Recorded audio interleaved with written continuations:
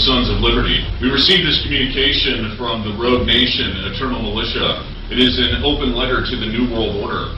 You have had control for so many years, played your war games, making money off both sides of the wars, robbing the common citizens of this nation every way we turn.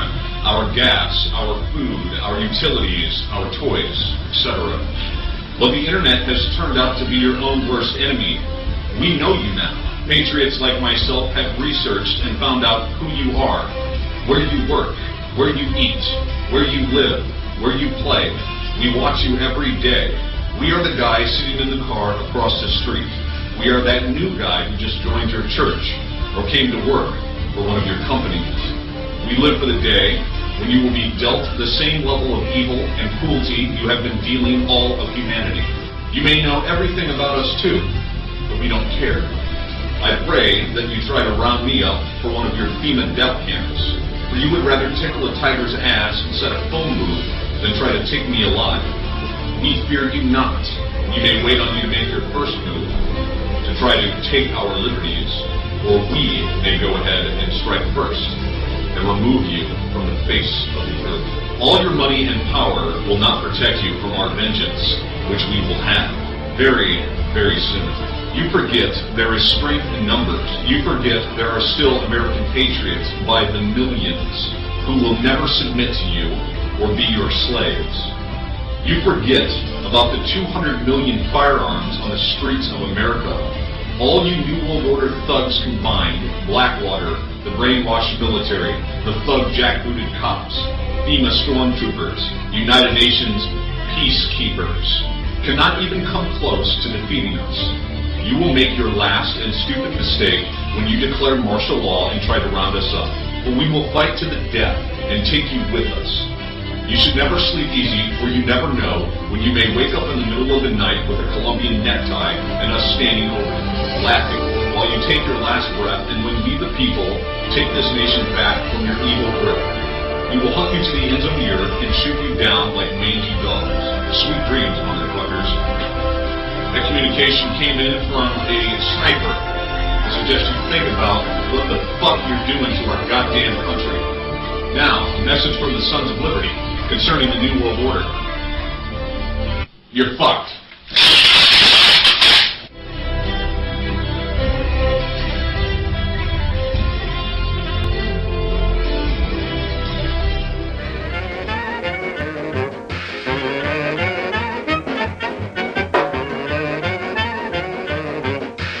I chose my friends carefully. The Marxist professors... Radical socialism or Marxism. Obama is a radical communist. We cannot continue to rely only on our military in order to achieve the national security objectives that we've set. We've got to have a civilian national security force that's just as powerful, just as strong, just as well funded. That's exactly what Hitler did in Nazi Germany, and it's exactly what the Soviet Union did. This guy's doing all kinds of crazy stuff that's going to destroy America. The Villages, America's friendliest hometown. Editorial in the Los Angeles Times said, in addition to his uncontrolled verbosity, Biden is a gaffe machine.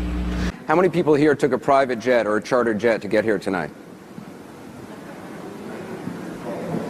You're not sure? Hillary Clinton is as qualified or more qualified than I am to be Vice President of the United States of America. Let's get that straight. Just America's friendliest hometown. And quite frankly, it might have been a better pick than me. But I guarantee you, Barack Obama ain't taking my shotguns. I got two. If he tries to fool my Beretta, he's got a problem. You wrote an article describing Congress as like going back to college. You want to do beer bong? Get up there.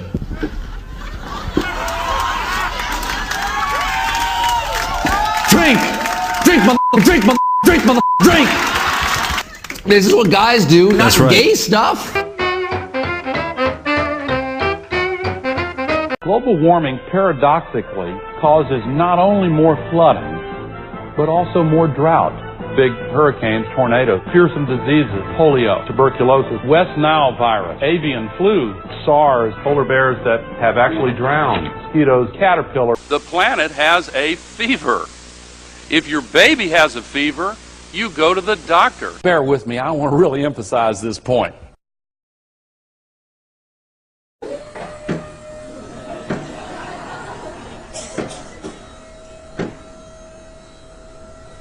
It's already right here. Look how far above the natural cycle this is, and we've done that. But ladies and gentlemen, in the next 50 years, really in less than 50 years, it's going to continue to go up. When some of these children who are here are my age, here's what it's going to be in less than 50 years.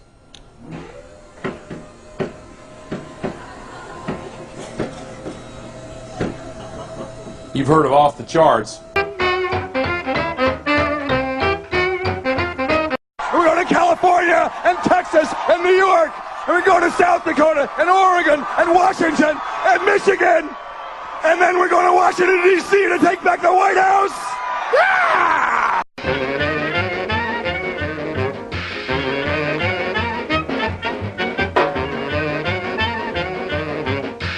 In his campaign against me, saying Barack Obama supports teaching sex education to kindergartners.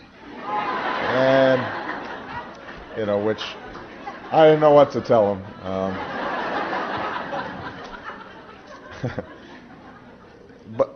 But it's the right thing to do.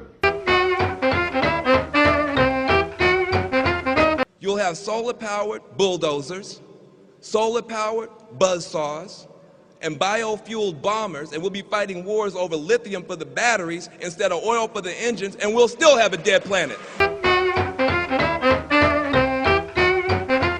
Mrs. Clinton, what does Mr. Clinton think through the mouth of Mrs. Clinton? Wait, you want me to tell you what my husband thinks? My husband is not the Secretary of State, I am. So you ask my opinion, I will tell you my opinion. I'm not going to be channeling my husband.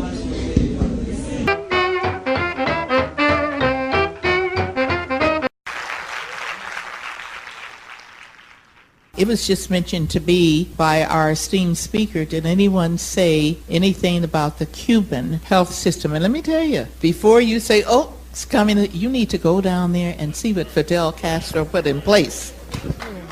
And I want you to know, now, you can think whatever you want to about Fidel Castro, but he was one of the brightest leaders I have ever met. And you know, the Cuban Revolution that kicked out the wealthy, Che Guevara did that. And then after they took over, they went out among the population to find someone who could lead this new nation. And they found, well, just leave it there, an attorney by the name of Fidel Castro.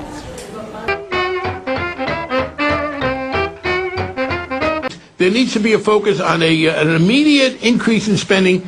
And I think this is a time when deficit fear has to take a second seat. Now that we are trying in every front to increase the role of government in the regulatory area, yes, I believe later on there should be tax increases. Speaking personally, I think there are a lot of very rich people out there whom we can tax.